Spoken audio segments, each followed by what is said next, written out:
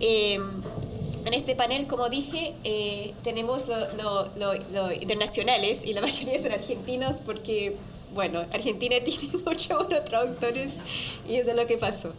Ya, entonces vamos a comenzar contigo, bueno, dentro del contexto general, pero la pregunta van a ser muy parecida al panel anterior que tuvimos acá presencial con los traductores chilenos. Pero la primera pregunta sería cómo se formaron como traductores de literatura asiática, cómo se entraron en ese campo que quizás no es tan común desde Latinoamérica. ¿Cuál fue su comienzo? ¿Voy yo? Sí. Bueno, creo que mi caso es al revés, los de los otros, porque yo traduzco al turco, no traduzco literatura turca al español. También lo hago, pero muy pocas veces, y lo hago con otros editores, no lo escribo yo en realidad. Pero la gran mayoría de mis traducciones son de otros idiomas al turco.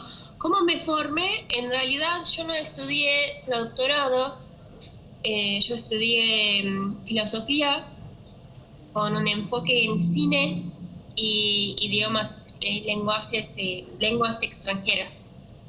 Así que me formé con muchos otros modos de expresión, con otros idiomas, otros lenguajes y además con otros modos de expresión como el cine. Y me empecé como estudiante, en realidad, como un interés, como un afán. Y este interés se desarrolló a lo largo de los años, queriendo más, cada vez más, hacer libros, ¿no? En realidad viene de esto, como literatura te apasiona y de algún modo quieres entrar y empezar a hacerlos. Y no me animaba a escribir libros y me animé a traducirlos porque me formé un montón con los idiomas, hablo un montón de idiomas, e incluso en mi universidad, yo estudié en Estambul, pero en mi universidad la educación era todo en inglés, yo no cursé nada en turco. Así que por un buen tiempo yo me expresaba muchísimo mejor en inglés, tanto como hablar y a lo escrito también. Escribía mucho mejor en inglés, tuve que volver a aprender a escribir en turco con la traducción justamente. La traducción me ayudó a acercarme a mis raíces en ese sentido. Y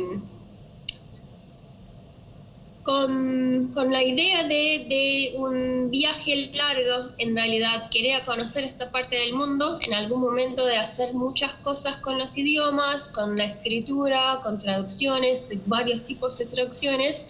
Cuando tenía 28 años, en 2015, decidí venir para acá, que es en otro punto del globo, ¿no?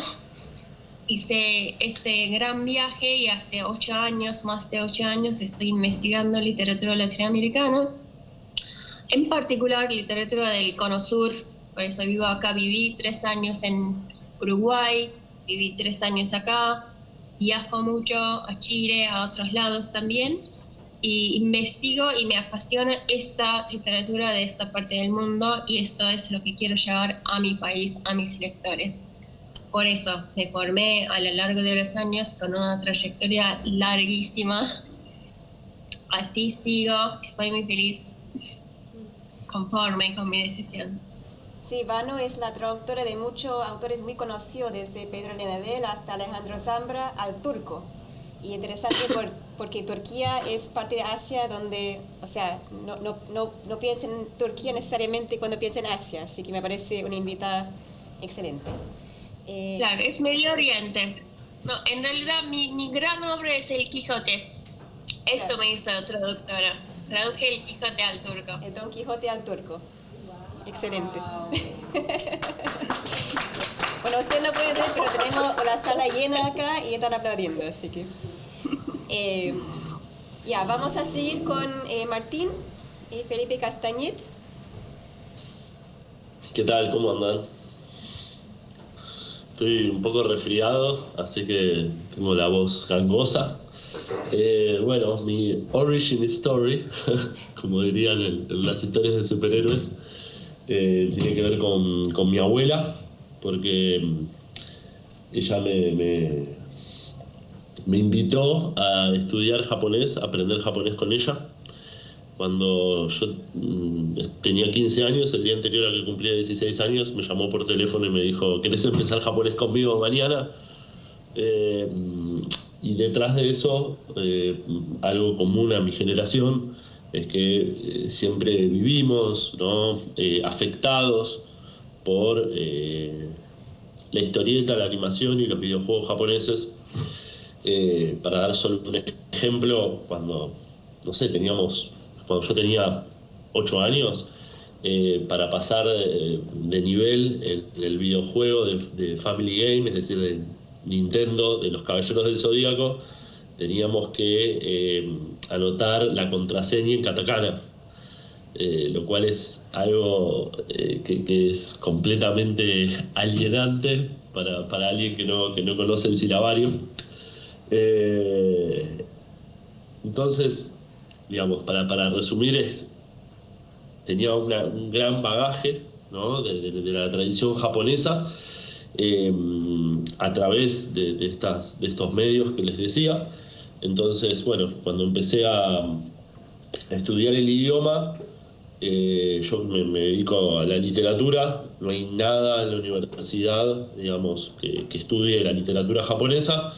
Entonces, a través del estudio del idioma, me dieron ganas de conocer más sobre la literatura, y eso me llevó a empezar a dar talleres de literatura japonesa, simplemente, o sea, para estimular mi propio amor por la literatura japonesa, pero sobre todo para ofrecer, ¿no? un balance, un equilibrio con el propio hecho de que no existía nada en las universidades argentinas, ¿no? donde se pudiera estudiar ninguna literatura, ni en realidad ni asiática ni africana.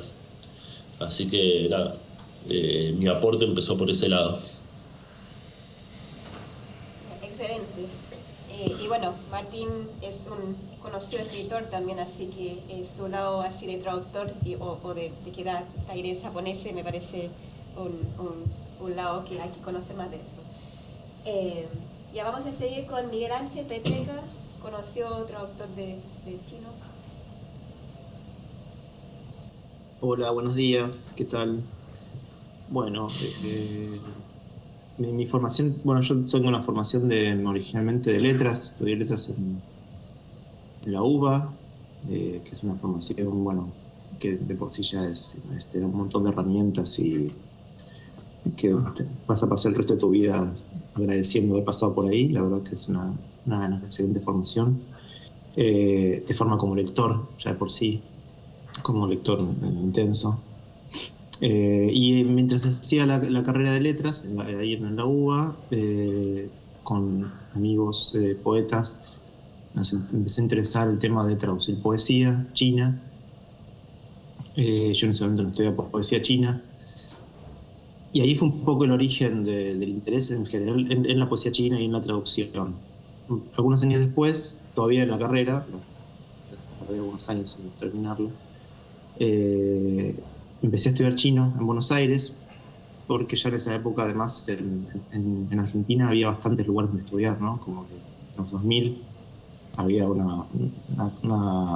había oferta, digamos, lugares. Si se te ocurría estudiar en los 90, tal vez era más difícil, pero en los 2000 era posible. Y así fue como me enganché muchísimo con la lengua y me gané una beca, me fui a estudiar a China un año, eso fue en 2008, 2009. Y en el medio también me interesé mucho en la poesía, seguí interesado en la poesía china, pero ya en la poesía contemporánea, moderna, que me apasionaba también porque veía muchas similitudes con cosas que pasaban en poesía argentina, latinoamericana, y porque había nada traducido casi, hecho todo lo contemporáneo. Así que empecé a traducir por mi cuenta esos poemas. y después en 2011 saqué un libro que era una antología de poesía china contemporánea, que se editó en Argentina, después la editó también en Chile la editorial Long. Bueno, y ahora tuvo una reedición hace poquito en Buenos Aires de nuevo por la misma editorial. Y eso fue un poco mi comienzo que se fue bifurcando por un lado, seguí traduciendo mucha poesía contemporánea y por el otro también narrativa. Empecé también a interesarme en la cuestión de la traducción narrativa y mi formación, bueno, también siguió en el sentido que, bueno, tuve la oportunidad de viajar varias veces a China y, bueno, también hice un doctorado que también me sirvió, no tanto como mi formación como traductor, pero sí para digamos, una oportunidad para conocer más, investigar en profundidad aspectos de la literatura, digamos, sobre todo, bueno, mi doctorado lo hice en poesía contemporánea, digamos, fue mi tema. Así que me permitió dedicarle mucho tiempo a eso, a investigar eso, a leer, y eso también me ayuda en lo que es la traducción, aunque obviamente no es algo que uno necesite para traducir. Eso sería un poco mi camino. Excelente. Ya vamos a seguir con Nicolás Gracias, que trabaja con coreano. Hola, Ahí estás. ¿me oyen? Buenos días a todos. Pido perdón por mi portuñol, primero. Yo no soy traductor de literatura asiática, yo soy investigador en Brasil. Voy a hablar de mi experiencia como investigador y cómo llegué a la literatura asiática, principalmente la literatura coreana. Mi formación, yo soy originalmente de la historia, pero en mi pregrado no trabajé con cultura asiática. Esto fue un interés que surgió después en mi vida. Creo que empezó en la pandemia, principalmente. Yo trabajaba como traductor, editor, principalmente del inglés. Empecé mi magíster en estudios de lenguaje. Intenté persistir por la literatura coreana. Yo estudio los paratextos de la literatura coreana traducida en Brasil. Y el enfoque de mi investigación son los traductores del coreano para Brasil. Creo que llegué en esto principalmente por mi interés en la cultura coreana en general. Consumo música, el cine coreano hace mucho tiempo. La literatura llegó por último. Entonces, en estos últimos 3 años, yo he intentado lanzar un poco de visibilidad a los traductores, hablar sobre ellos, intentar fomentar la traducción de literatura coreana, que en Brasil no hay mucha tradición aún. Es una escena en crecimiento. Yo creo que en este panel hoy voy a contribuir así. Gracias. Ya, gracias, Alessandro. Está bueno tener una colaboración brasileña. Eso es lo que faltó. En portugués. Sí. Ya. Y mientras tanto, Ignacio quizá puede presentarse. También argentino. Hola a todos, ¿cómo andan? ¿Me escuchan bien a mí? Sí. Ok. Por mi parte...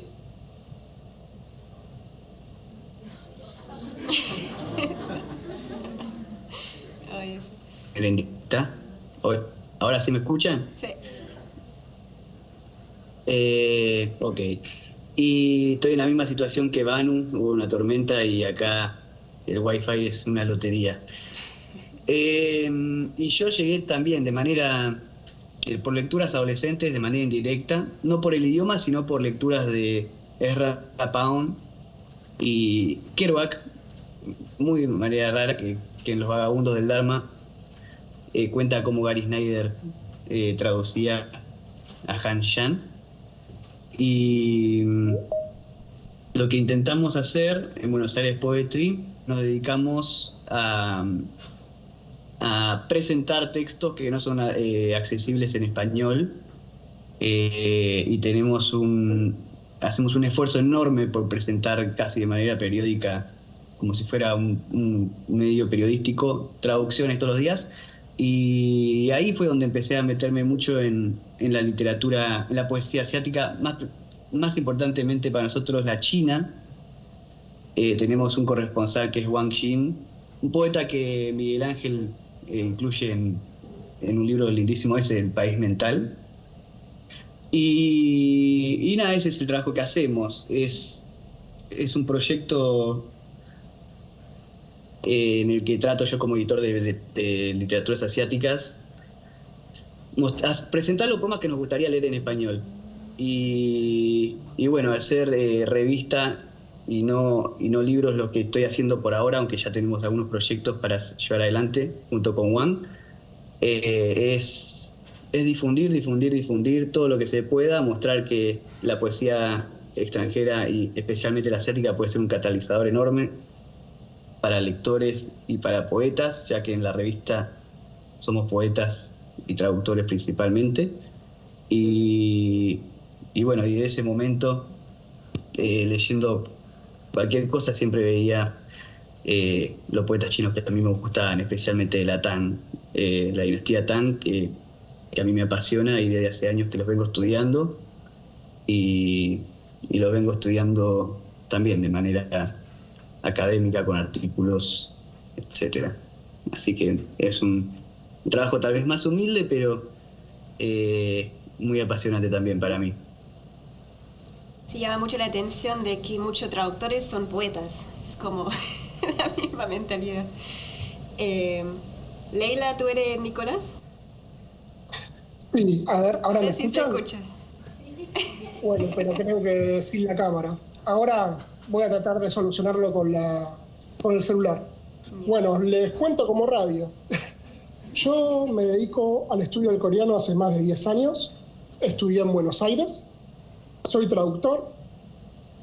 En el 2017 me salió una beca para estudiar coreano en la Universidad de Seúl. Ahí fue cuando realmente profundicé mis conocimientos sobre el idioma.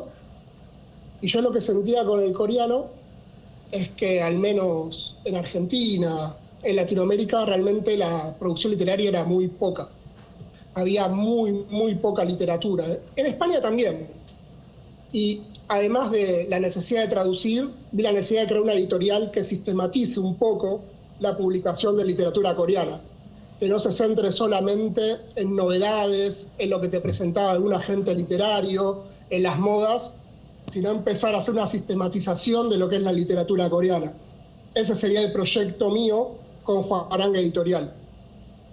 La idea, en una mezcla de traducción y edición, sería traer Corea desde nuestra visión del mundo, desde lo que nosotros pensamos que podría ser rico para nuestra región a nivel literario. Ahora también yo doy clases en Corea en el Instituto de Traducción Literaria, Traducción Editorial, y la idea, bueno, es formar puentes entre Corea y el mundo hispanohablante. Ya, excelente. Sí, escuché bien ahora, sí.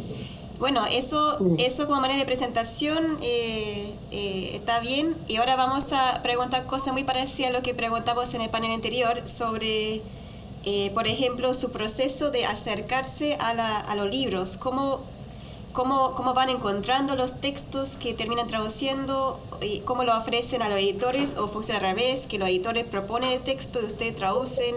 ¿O es una comisión de una embajada, por ejemplo? Eso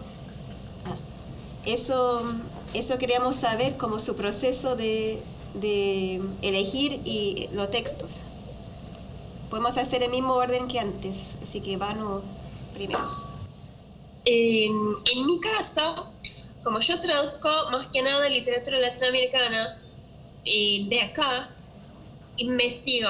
Mi vida es toda literatura, todas mis redes sociales, cuando me sociabilizo con la gente, como son todos escritores, traductores, poetas, y estoy en este mundo, investigo. Ahora, después de 8 años, ya propongo mis propios proyectos. En realidad, al principio, cuando empecé, como para una sugerencia para la gente que quiere empezar, yo me proponía a las editoriales para tener experiencia, para tener trabajo, para empezar, básicamente. Y estaba dispuesta a traducir cualquier cosa, en realidad. Por suerte me tocaron libros increíbles, siempre estuve súper conforme con mi trabajo, pero ahora tengo muchos vínculos con muchos editoriales en mi país y acá también, pero lo que propongo yo, según la editorial con la cual quiero trabajar, hago mis propios proyectos. Pero el mundo editorial es bastante así, de boca a boca, también funciona mucho. En las ferias, sigo muchas ferias, y Buenos Aires es una fiesta para eso. Lo que me parezca, en realidad, ya a partir de a esta altura de mi carrera, lo manejo yo. Pero yo lo veo en este mundo, hay como capas de acercamiento. Como entras de algún modo, después desarrollas tus propios gustos, tus propios vínculos, dónde quieres seguir, porque es enorme el mundo de los libros, hay de todo. Y según lo que quieres hacer, podés manejarlo vos, lo veo así. Pero más que nada, boca a boca, sociabilizándote, con los eventos, lanzamientos, programas. Las ferias sirven un montón, así que ahora lo que está atravesando Argentina es grave con la cultura. No sé cómo nos va a afectar en esta feria este año, pero servía muchísimo en la FED, en Pilva, todas estas ferias nos servía mucho hasta ahora. Ojalá sigan. Ya, gracias. A ver qué dice Martín sobre la situación. Sí. Ahí. Bueno, en mi caso, además de traducir y de ser docente universitario, trabajo en el área de traductología. Así que, digamos, puedo dar fe de lo que dice Banu, porque en la rama en la que me especializo, que es Historia del Libro y la Edición, estamos trabajando mucho con iniciativas como el Programa Sur, y cómo a través del análisis de los datos se puede ver cómo ayudó a la difusión del libro argentino, cómo se transformó en un modelo a seguir para la región, y por eso es brutal que lo estén eviscerando. No lo cerraron, pero lo bajaron al 10% del presupuesto. Si a alguien le interesa este tema, hay un libro excelente de Daniel Spielberg, que salió por Tren en Movimiento. Perdón, ¿cuánto por ciento dijiste que bajó? Al 10%. O sea, no bajaron 10%, bajó al 10%. Exactamente. Como bajaron 90% al sacar. Exactamente. Del presupuesto total para la financiación, bajaron el 90%. Sí.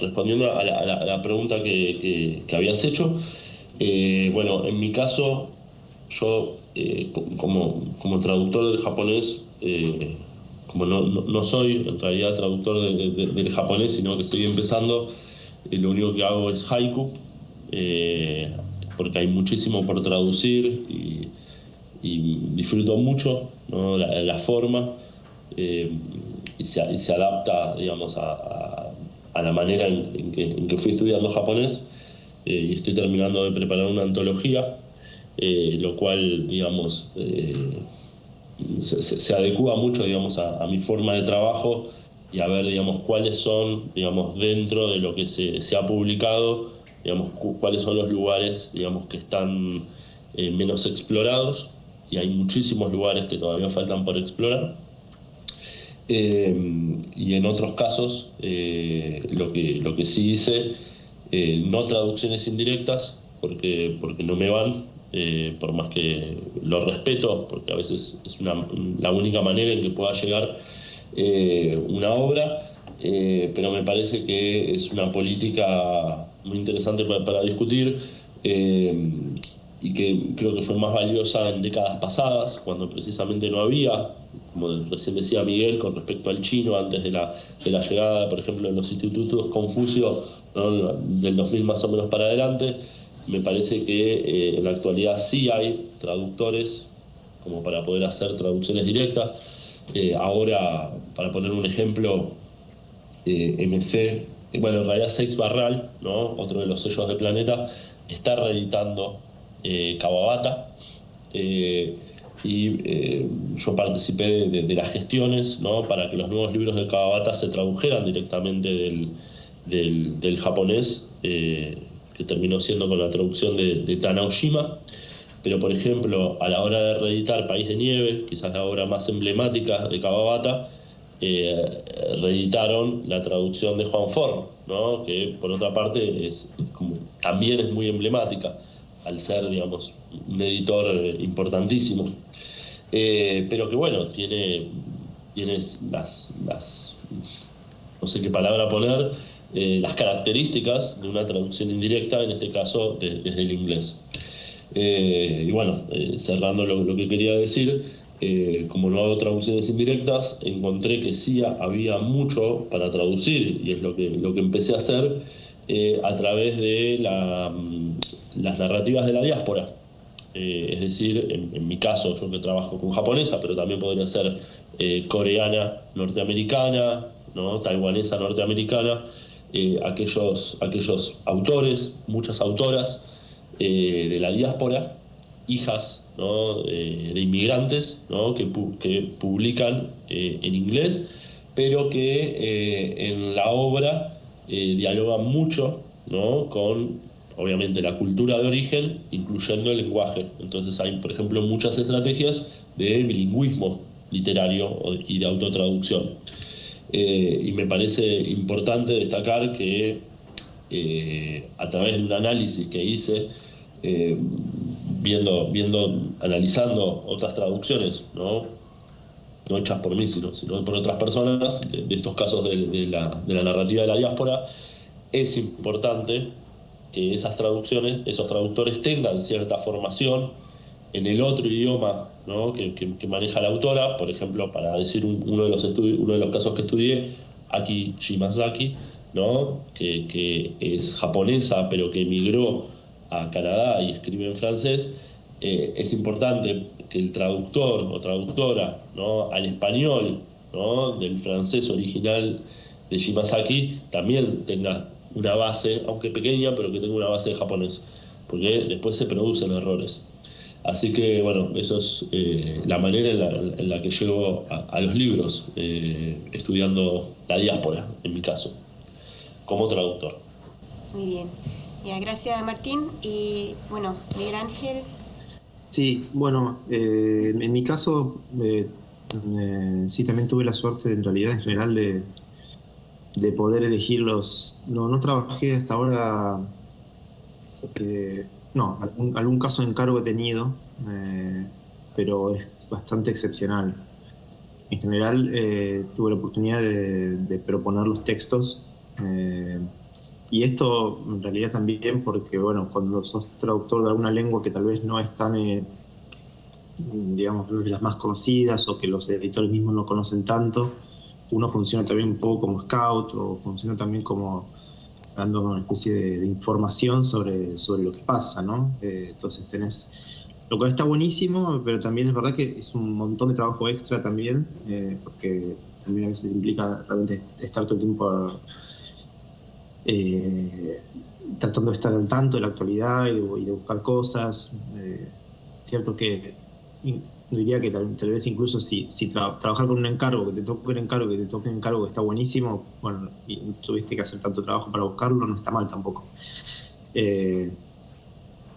Pero en mi caso, bueno, sí,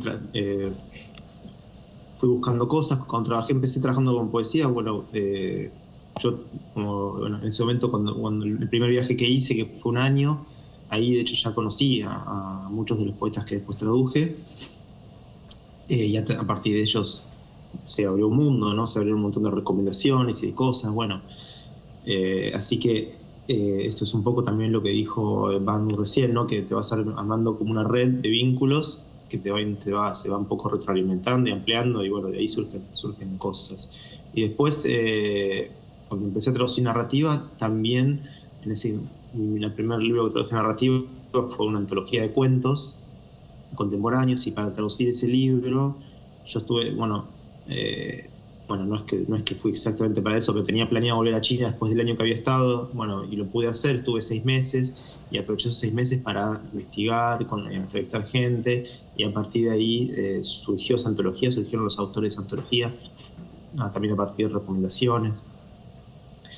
Después otros libros llevan, porque son clásicos que uno encuentra que no han sido traducidos, o que han tenido solo traducciones indirectas, y tenés ganas tal vez de probar, de generar una nueva traducción de eso, ¿no? En el caso me refiero a clásicos modernos, clásicos no universales, sino pero clásicos en el contexto de China, ¿no? Digamos, autores que son centrales dentro de la literatura china moderna. O sea que esa sería también otra vía, el deseo tal vez de traducir o retraducir, en el caso de que haya una traducción directa, a un autor moderno, a un autor clásico moderno. Y después, bueno, con también narrativa contemporánea, un poco a partir de, también he traducido varias cosas que son libros a los que llegué y que me gustaron y que tuve la suerte de proponerlos y que los aceptaron, ¿no? Que eso sí es una suerte. Y sí, eso. Ya, gracias. Bueno, Alexandro, pues puede hablar quizá del lado más cultural, la traducción cultural que estás realizando como en tu papel de investigador brasileño, y cómo eliges los textos ahí en ese contexto. Sí. Aquí en Brasil, la literatura coreana, que es mi enfoque, empezó a publicar en la década de 80. Lo que podemos ver es que por 2 décadas, a los años 80 y 90, en el inicio de los años 2000, los traductores, en su mayoría, son descendientes o nacidos en Corea, naturalizados en Brasil. Ellos trabajan como mediadores de estas dos culturas, algunos asociados a las universidades brasileñas. La selección de textos empezó por la producción de antologías de cuentos y de poesía. Lo que pasa es que por mucho tiempo, en los años 2000 y 2010, el mercado editorial brasileño no tenía aún mucho interés por la literatura coreana. La mayoría de libros publicados eran de literatura infantil. Lo que pasa es que con la llegada de la ola coreana en Brasil, que se intensificó en los últimos años, las editoriales empezaron a se interesar por esta literatura. De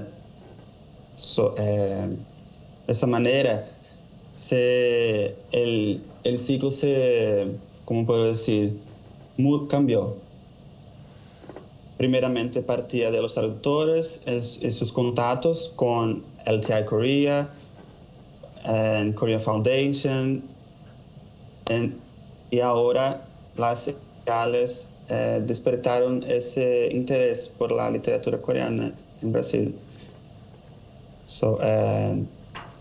En los años recientes, la publicación de webtoon, manhwas, creció muchísimo, y actualmente la tendencia que está creciendo en el mercado editorial de Brasil es la literatura de cura, no sé si se dice así en español, healing literature. Muchos libros de japonés y de coreano están siendo publicados en Brasil actualmente. Y lo que pasa es que durante algunos años las traducciones de editoriales grandes era hecha de manera indirecta, principalmente por el inglés. Lo que pasa es que ahora las editoriales están buscando traductores desde coreano. Entonces, en las décadas anteriores, los traductores de coreano eran solamente descendientes. Ahora tenemos brasileños que estudian coreano en las universidades brasileñas, traduciendo del coreano. Pues, es muy reciente. Sí, no sé si Nicolás tienes una idea similar de la situación de coreano al argentino, al español argentino. Sí, de hecho pasó algo muy similar. En el español, la obra coreana más antigua, literaria, tiene menos de 30 años. Realmente es una literatura muy, muy novedosa, y como no era un país que llamase la atención en el siglo XX, era un país muy pobre, no hubo necesidad, no hubo intentos de traducciones indirectas, porque realmente Corea no estaba en el mapa. Se relacionaba Corea con la guerra, con la pobreza, con guerras civiles, pero no hay un interés cultural por la península. Esto recién empezó a pasar en el siglo XXI. De hecho, en Argentina los primeros 2 libros de coreano salieron, si no me confundo, en la primera década del 2000, creo que 2006 y 2008. Realmente es algo muy, muy novedoso. El primer libro en Chile creo que salió en el 2021. O sea, realmente estamos hablando de algo muy, muy, muy nuevo. No pasó en Argentina como sí pasó en Brasil o en Estados Unidos, de que hubo una camada diaspórica que empezó a traducir, sino que fueron las políticas culturales de Corea que empezaron a financiar traductores, a financiar editoriales, a preparar traductores. Eso me parece muy interesante. No es que solamente financiaban libros o editoriales, sino que hacían como una suerte de traductorado acelerado, becado, para que la gente estudie coreano, y empezaron a formar sus propios traductores. Los libros, ahora sí, la tendencia del mercado es el healing, la ficción curativa, que son libros de autoayuda sin mucho valor estético, literario. Son libros bastante simplones, pero que son realmente superventas en Corea. Y al menos yo desde Hwarang, que como traductor trato de, ya que hay tanto para traducir, tratar de traer los grandes nombres, cosas que pienso que pueden llegar a funcionar en Argentina.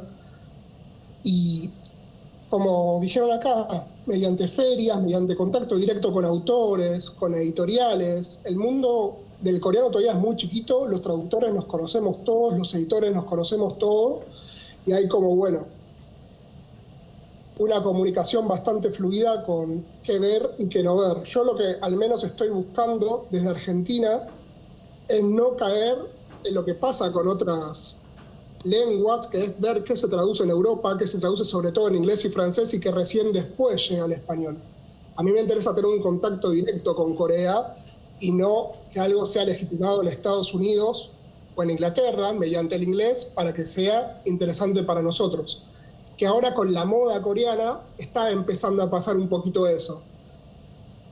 Todo lo que estalla en Inglaterra, sobre todo por un traductor que se llama Anton Ur, que es un gran traductor muy famoso, de repente se derrama a todas las lenguas.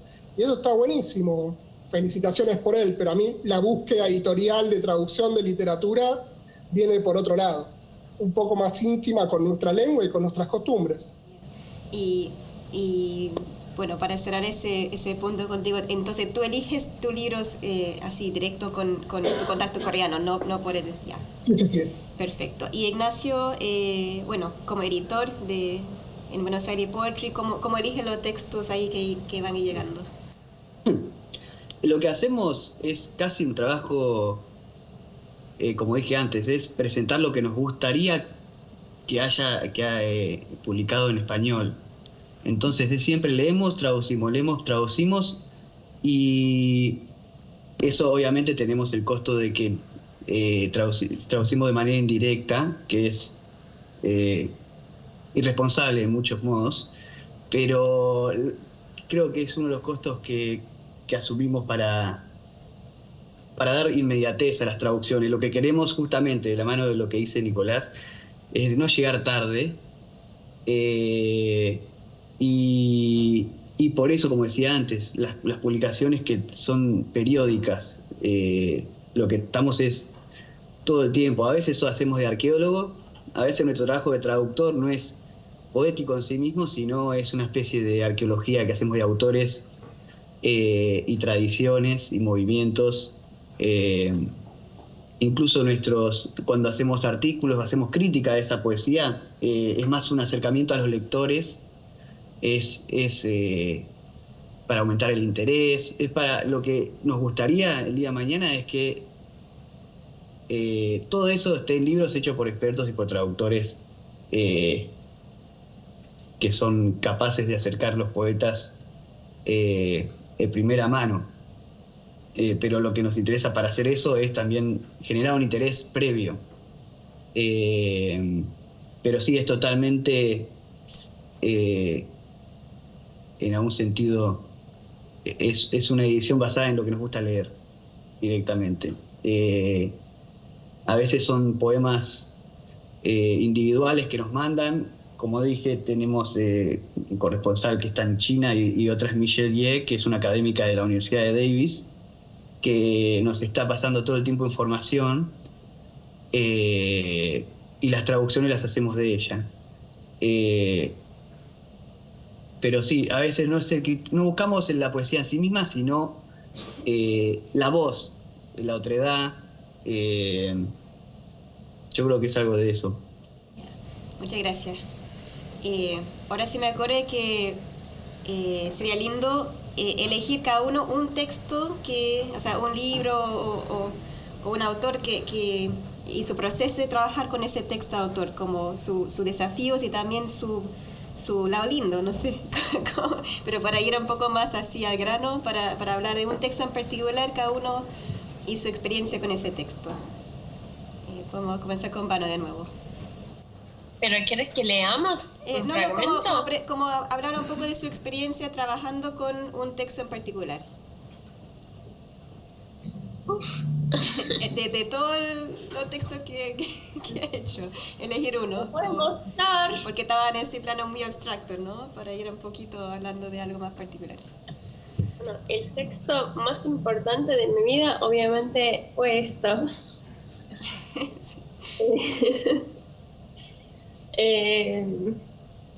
Yo hablo del Quijote todo el tiempo porque realmente ese fue el gran proyecto de mi vida. En particular es interesante porque cuando me ofrecieron traducir el Quijote al turco, pensé que no me iba a animar porque es un texto tan antiguo, un español que yo no conocía para nada. Pero después me fijo el texto, que es interesante porque el castellano tiene una particularidad que no cambió tanto como el idioma. O sea, es otro lenguaje, obviamente, otras expresiones, otras referencias, otros modos de escribir, pero no es tan distinto, no es como leer a Shakespeare en inglés. Se entiende muchísimo más.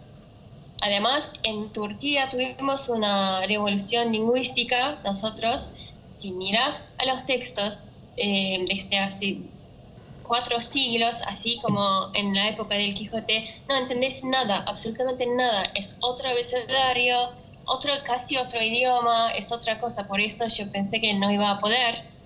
Pero el Quijote, todo el proceso me enseñó un montón. Como traduciendo también, eso me hice más accesible el idioma mismo, como para leer, para acercarme más a la cultura, más al castellano, que no lo manejaba tan bien hasta llegué a hasta que llegué a traducir El Quijote. Para mí ese proceso fue una enseñanza, como casi una época de escribir una tesis. Los académicos como se encierran y hacen esto, y yo me encerré en Uruguay por un año, me llevó un año traducir esto. Yo podría hablar de esta época de mi vida siempre. Claro, muy memorable.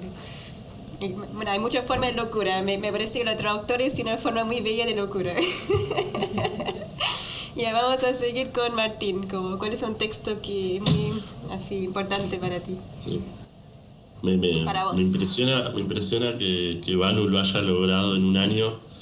Me imagino que debe haber sido un año exclusivo. Además, ¿los 2 tomos o solamente el primero? Igual vi que salieron los dos. ¿Escribiste en algún lado sobre cómo fue traducir El Quijote al turco? No en detalles, pero mencioné en una entrevista que me hizo Valeria Tentoni, seguramente la conocen, Sí, la poeta, periodista de La Eterna Cadencia, y que salió en 2022. Hay una entrevista donde hablo un poco de todo, la traducción de todo lo que estuvimos hablando también. Sí. Yo después la busco, la entrevista, pero yo leería un ensayito tuyo sobre cómo fue traducirlo. Encima sé que hay lugares que lo publicarían, así que... Sería espectacular, sí, hagámoslo. Sí. Ve que están armando proyectos en el mismo país. Exacto. Sí. Encima, bueno, acá de hecho en Buenos Aires, en la provincia de Buenos Aires hay una ciudad que es un pueblo, barrio, sí, no, ella es una ciudad que se llama Azul, que es una ciudad cervantina. Es así, ciudad cervantina, y hacen todos los años un evento importante sobre el Quijote. ¿Cómo se llama? ¿Azul? Azul, sí, como el color. Uno de los organizadores, digamos, de España, se llama José Manuel Lucía Mejías. Después lo busco, pero sin duda tenés que estar en contacto.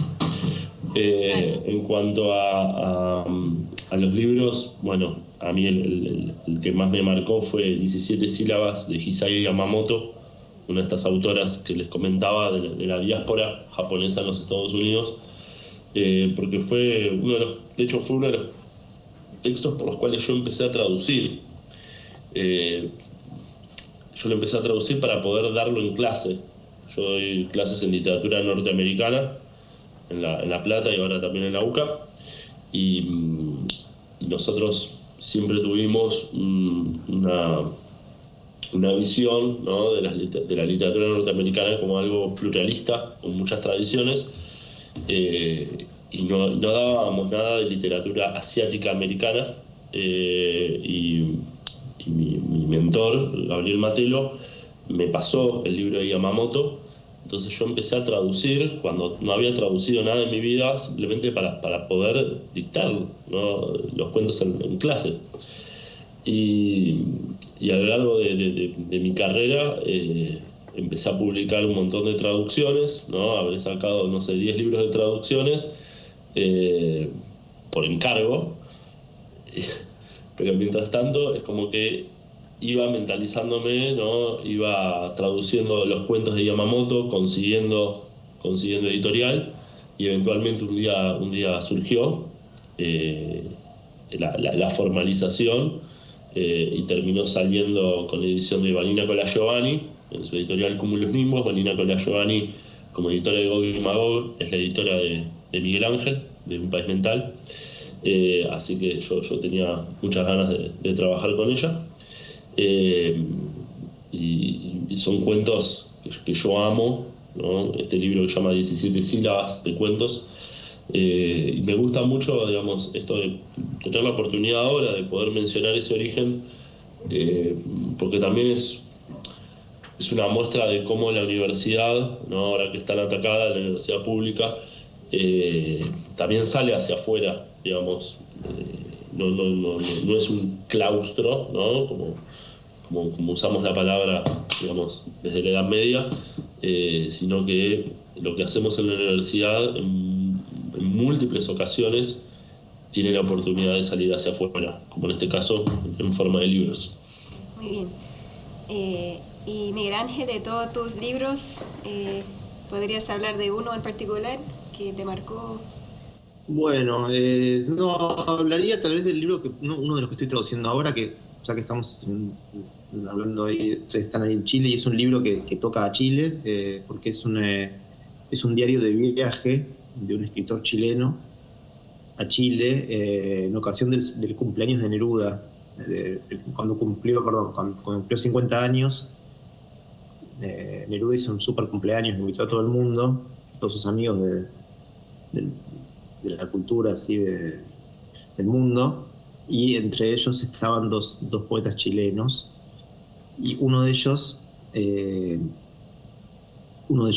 escribió un libro, una especie de... en realidad escribió como una especie de diario, digamos, y el libro se publicó muchos años después, estando ya muerto póstumamente. Y es un libro muy especial, bueno, por el momento en el que viaja a Chile y por el hecho de que es casi el único testimonio de un escritor chino viajando digamos, a América Latina casi antes de la apertura, ¿no? Capaz ahora en los 90, 2000 ya encontramos nuevos testimonios, pero en esa época no tenemos ningún testimonio de un escritor chino viajando a América Latina.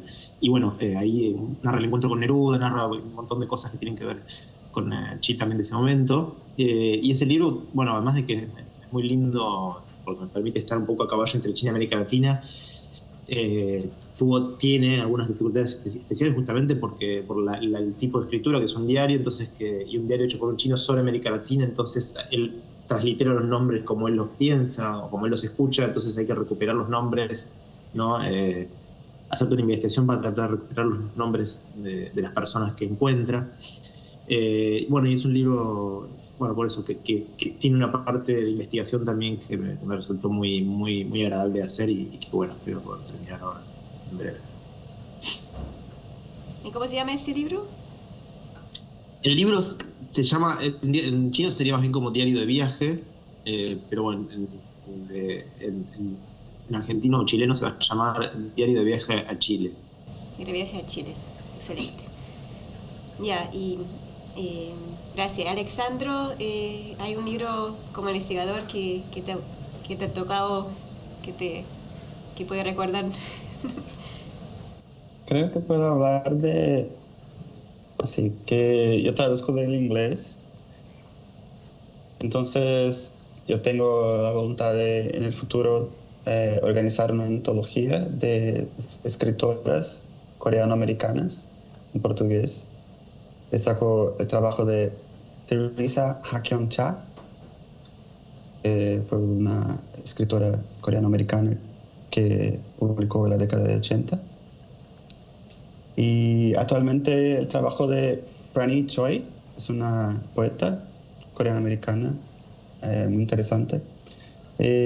Hablando de los traductores de coreano, de escritores coreanos, traductores que traducen del coreano, quiero mucho que en el futuro publique el trabajo de una escritora coreana que me gusta mucho, que es Oh Jong-hee. En Brasil solo tenemos un relato de ella publicado en una antología. Quiero que en el futuro publiquen su obra. Y bueno, sí, lo que me llama mucha atención es que hay mucho interés también en la diáspora, que hablamos de eso un poco en otro panel.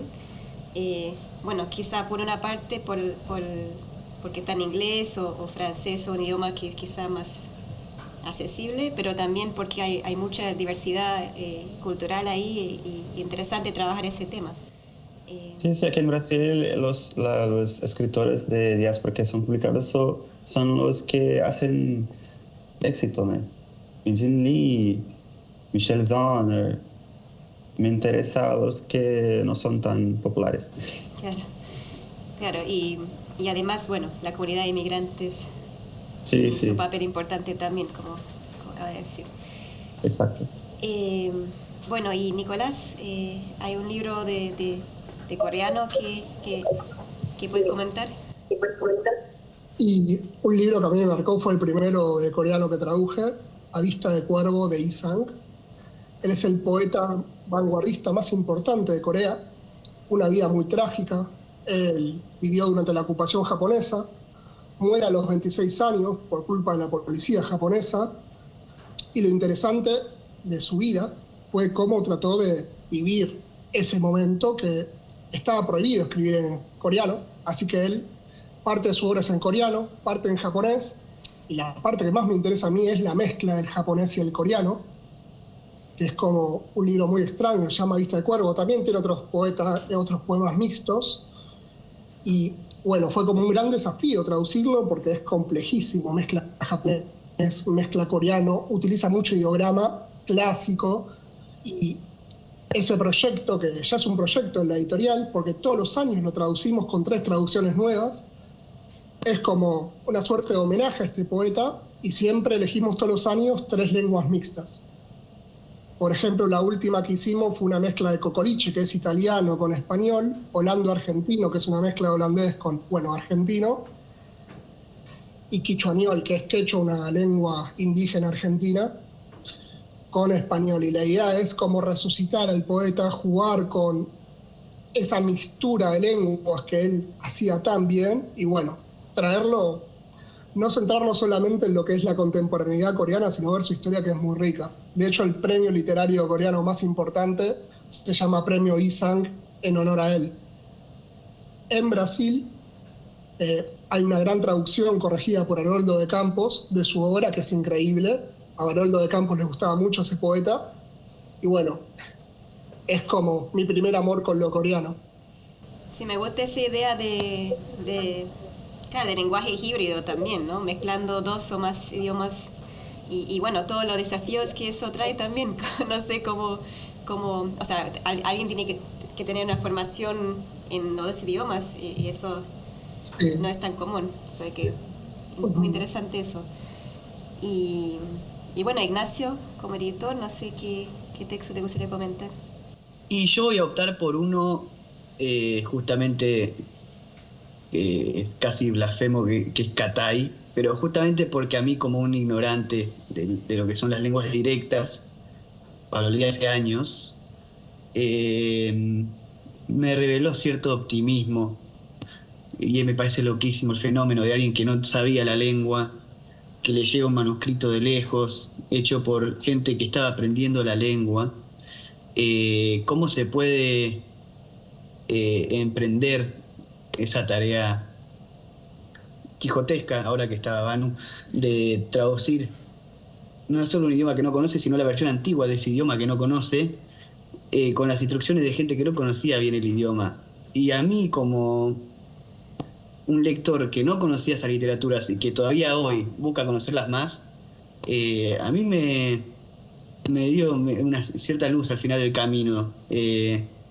Después las traducciones son una ensalada lo que hizo en muchos casos, se confundían los manuscritos, se confundían los textos. No sé cómo hizo, igual yo viendo esos manuscritos no se entiende nada de lo que escribía Fenollosa. Y ese es un libro que tengo mucho cariño, porque cuando leí por primera vez, a mí me fascinó, era como una aventura. Y todavía sigo trabajando con eso. Ahora estoy trabajando en un libro sobre la historia del libro de Katai, pero yo recomendaría ese también por si hay alguien que no puede leer los idiomas del original o que quiere empezar a estudiar esas literaturas, como me pasó a mí, que sepa que se puede animar. Después, ¿qué se hace con eso? No hablo de publicar libros, de hacer pasar traducciones como propias, eso ya es irresponsable, pero trabajar los distintos poemas, los distintos idiomas, autores, como si fuera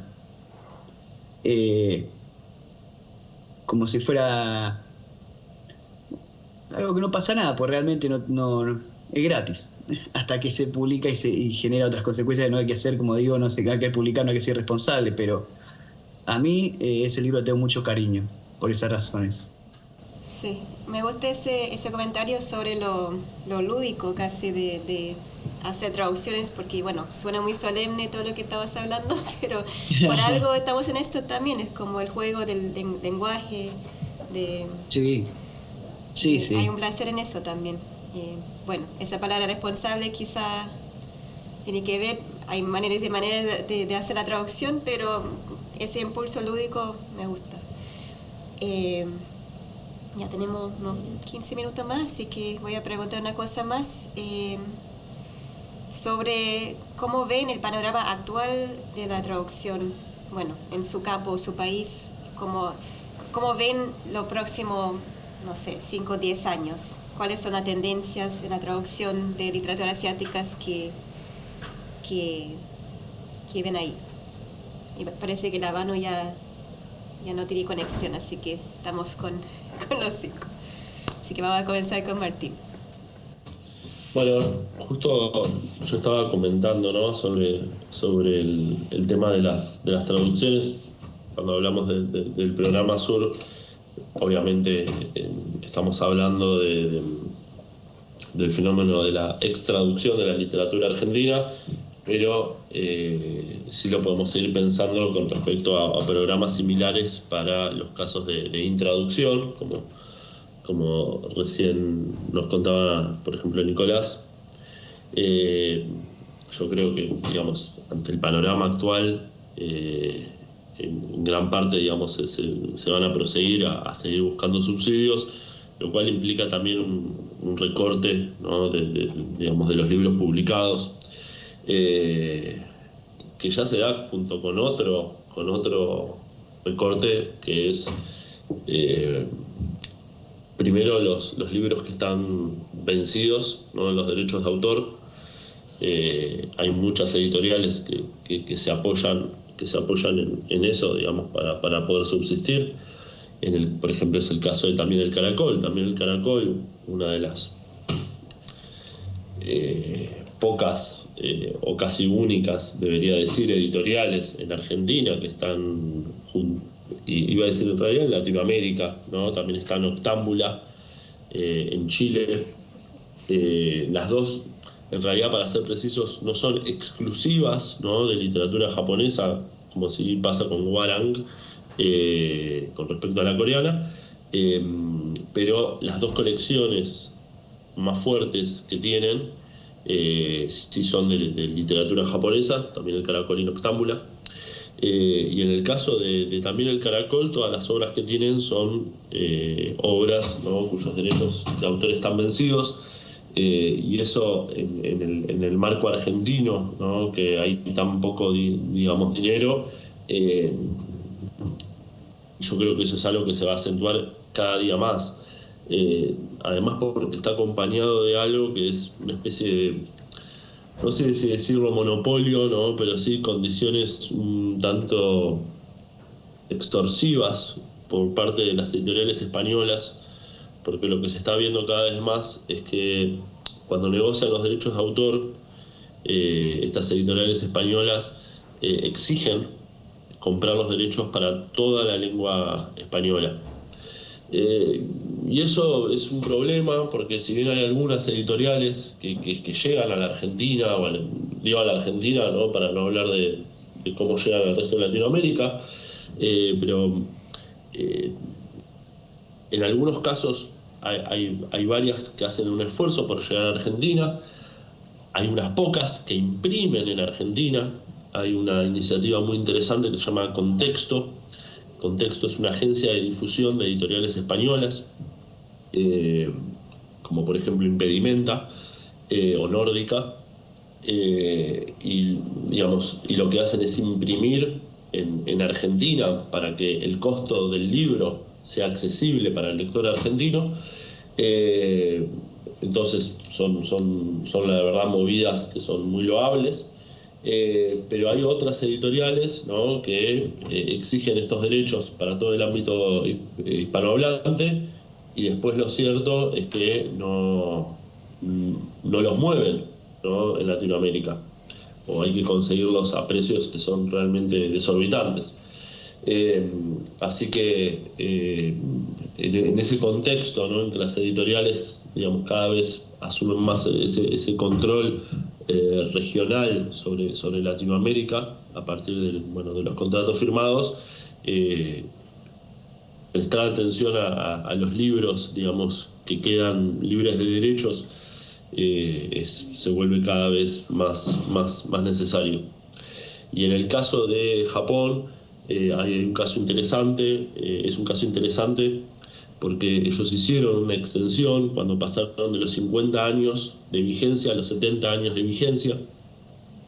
Entonces hay una serie, eso lo hicieron para comienzos de los 2000, entonces hay una serie de autores que son los que murieron más o menos desde 1968, si mal no recuerdo, en adelante.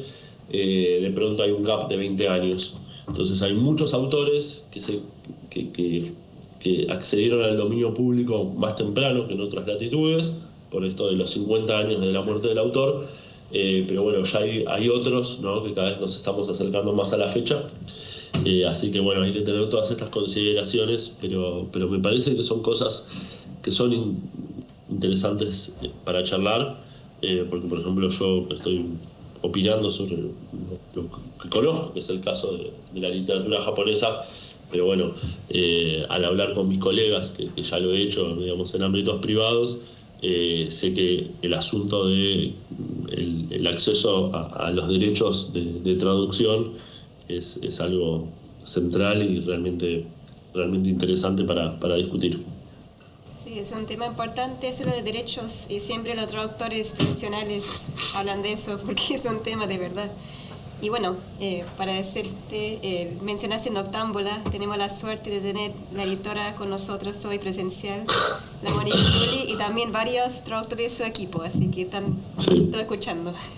Mi editora. De momento porque no se puede ver nada, pero están ahí. Sí. Pero claro, bueno, los derechos en los años que vienen entonces van a seguir siendo tema, parece. No sé si quiere agregar algo, Miguel Ángel. Sí, bueno, lo que dicen, creo que no sé, me parece que la situación del chino es un poco diferente tal vez al japonés. No, esa cuestión de, tal vez porque es un mercado mucho más chiquito, con un lectorado más chiquito, más que tiene menos, tal vez, sí, no tiene tal vez todavía, recién ahora tiene algunos grandes de los autores que están teniendo se han convertido como en grandes fenómenos digamos, de venta y eso, pero en general creo que no hay una preocupación por el tema de los derechos, también porque me parece que por lo que cuesta traducir el libro chino, bueno, el japonés es igual, ¿no? Yo creo que es raro que haya, no suele suceder que haya dos traducciones, digamos, de lo mismo, ¿no? Me parece.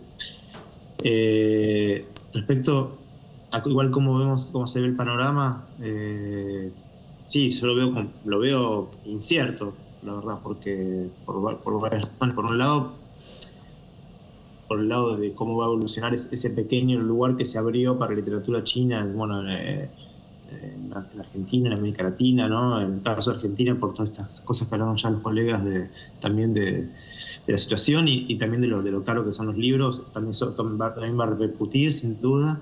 Y también desde otro punto de vista me pregunto si este interés que se abrió en China si va a persistir a lo largo de los años, o si el cambio también en toda esta cuestión de nivel geopolítico también puede impactar en eso. Eso es una pregunta que está abierta para mí.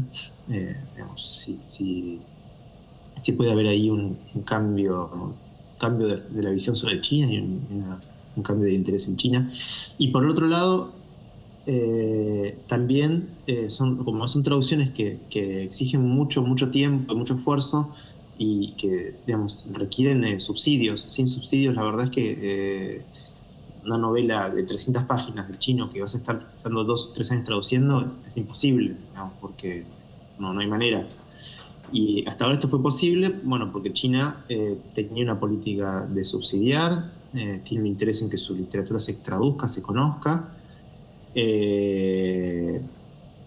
Pero la pregunta que está abierta es si esto va a seguir en el futuro de esta manera o si va a cambiar, y no hay una respuesta cierta, digamos, porque también en China, la situación interna, digamos, los equilibrios internos también van cambiando, empieza a haber otras prioridades, empieza a haber, y ya se empieza a sentir tal vez que puede haber, o que pueden empezar a privilegiar otras áreas lingüísticas en lugar del español, o sea que hay muchas es un panorama por ambos lados, me parece incierto. Sin duda, más allá de eso, uno va a seguir traduciendo, pero de otra manera. Si no tenés subsidio, te limitarás a traducir a lo largo del tiempo algo específicamente que tengas mucho interés, y perderá algo de lo que tiene de profesionalidad, en el sentido de algo sobre lo que uno puede vivir o de lo que uno en parte se apoya para vivir, ¿no? Que es también en parte del ser traductor profesional, ¿no? Más allá de la pasión, es también un modo de vida, un trabajo. Así que eso sería para mí un poco el panorama. Es interesante ese tema bien práctico de cómo vivir de la traducción. Eso hablamos también en otro panel. Alexandro, en Brasil, ¿qué ves como las tendencias? Creo que yo veo todo muy positivamente. Como investigador de la literatura coreana, veo lo que ocurre en los últimos años de manera muy positiva, porque durante décadas teníamos 3 títulos publicados, 3 antologías de poesía. 10 años después, una de relatos. Entonces, desde 2020 ya fueron publicados 60 títulos coreanos en Brasil, a lo largo de varios géneros. Lo que veo es que el papel de los agentes, de los traductores, de los editores, de los agentes literarios es muy importante. Durante la década de 2010 teníamos las publicaciones muy asociadas a los éxitos en Estados Unidos en lengua inglesa. Lo que veo ahora, no sé si es una teoría mía, pero es que los agentes dentro de las editoriales, dentro de los espacios que publican literatura coreana, están haciendo sus propias trayectorias. Están yendo hasta Asia para buscar los títulos a que publicar en Brasil. Podemos discutir la calidad de estos títulos, principalmente con la Philly Literature. Pero creo que es algo a que ver para lo futuro de manera positiva, porque salimos de esta influencia de los Estados Unidos, del idioma del inglés. Trazamos nuestras propias pontes entre Brasil, entre Latinoamérica y Asia, publicando títulos, no solo títulos que tienen éxito en inglés. Bueno, qué bueno que hay un poco de optimismo en todo este panorama. Pero bueno, vamos a seguir con el contexto argentino con Nicolás, que ve como las tendencias ahí en la literatura coreana. Sí, yo estoy en la misma vereda del compañero. Corea está en la cresta de la ola.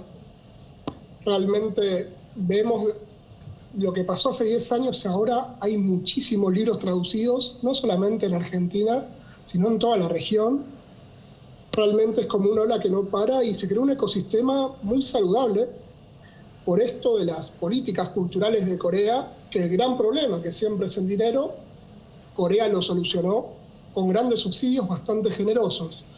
Corea no solamente tiene una organización cultural para el tema, sino 4 organismos de financiación, y no solo eso, para ver cómo lo piensan ellos un poco. Uno pensaría que está en el Ministerio de Cultura, y no está en el Ministerio de Asuntos Estratégicos. Yo creo que la obra coreana viene para largo. Cada vez hay más interés, cada vez hay más diversidad de títulos, desde un bestseller como puede ser el Healing hasta un poeta vanguardia como puede ser Isang, y realmente se está creando un corpus literario coreano bastante interesante con traductores de todas las latitudes. Para poner un ejemplo, hace un par de años la autora coreana que todo el mundo hablaba era Han Gang, la vegetariana. Ahora es Bora Chong. Conejo Maldito. Y es muy interesante que esos dos títulos se hayan traducido en Latinoamérica primero. La Vegetariana, la primera traducción fuera del coreano, fue en Argentina, en Buenos Aires.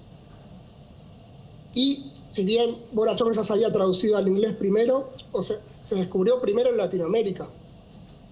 Es interesante cómo, a pesar de todas estas dificultades que existen, como dice Martín, y son bastante complicadas, a veces no se puede competir contra el capital español, bueno, como que estas políticas culturales coreanas nivelan un poco la cancha, equilibran un poco para que, bueno, no sea todo simplemente una puja por ver quién tiene más dinero. Así que yo la verdad que en ese sentido soy bastante positivo. Es solamente ver lo que está pasando en Chile, lo que está pasando en Colombia, en Perú, en Argentina, los títulos que se están publicando, y ver que, bueno, realmente hay una diversidad, una biodiversidad muy interesante de todas las épocas.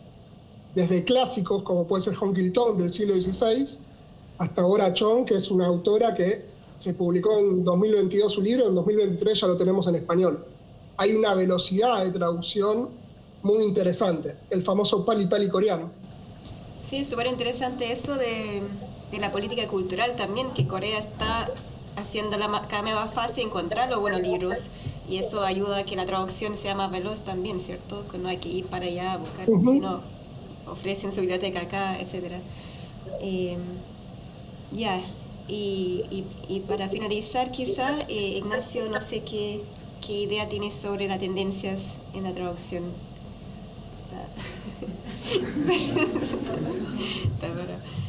No pasa nada.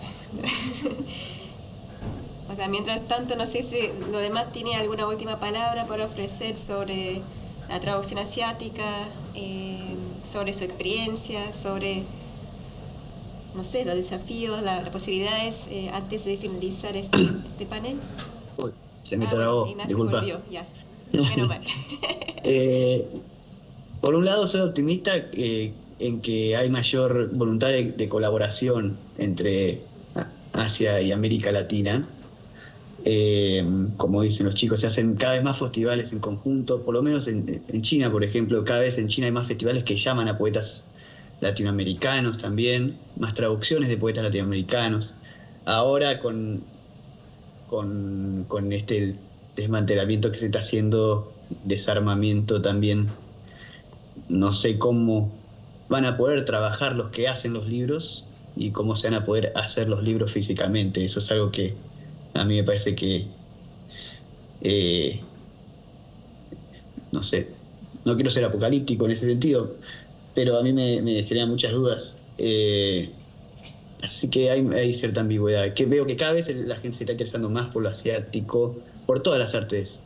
El cine cada vez tiene una presencia mucho mayor acá, y creo que eso también facilita el acceso a las literaturas. Pero bueno, quería decir eso, que por un lado creo que veo que el interés no solo de los lectores de literatura, sino de todos los espectadores de distintas artes va en aumento en relación a todo lo que viene de lo más lejos, y que de ambos lados es lo mismo, que en Asia también los festivales están llamando más a poetas latinoamericanos, que las traducciones van incrementando. Pero después, hablando de Argentina particularmente, creo que se está haciendo un desmantelamiento que va a ser muy difícil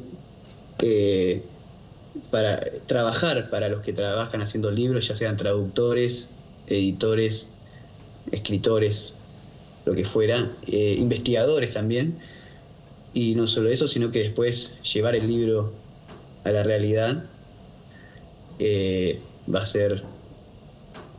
No sé cómo va a ser, eso me genera mucha incertidumbre. Bueno, con esa nota incierta podemos así concluir. No sé, si usted tiene últimos pensamientos, cualquier. Si no, nada más que dar las gracias por su presencia en este panel virtual. Obviamente, lo ideal hubiera sido hacer todo en persona, pero queríamos incluir el componente latinoamericano, que es acá argentino-brasileño. Y bueno, como obviamente también las realidades de traducción son diferentes según el país, ¿cierto? Eso creo que podíamos entender un poco más hoy, escuchando de la realidad dura del argentino en particular. Así que bueno, hay mucho que hacer y ojalá que podamos seguir en contacto y seguir charlando sobre todo con calma. Muchas gracias.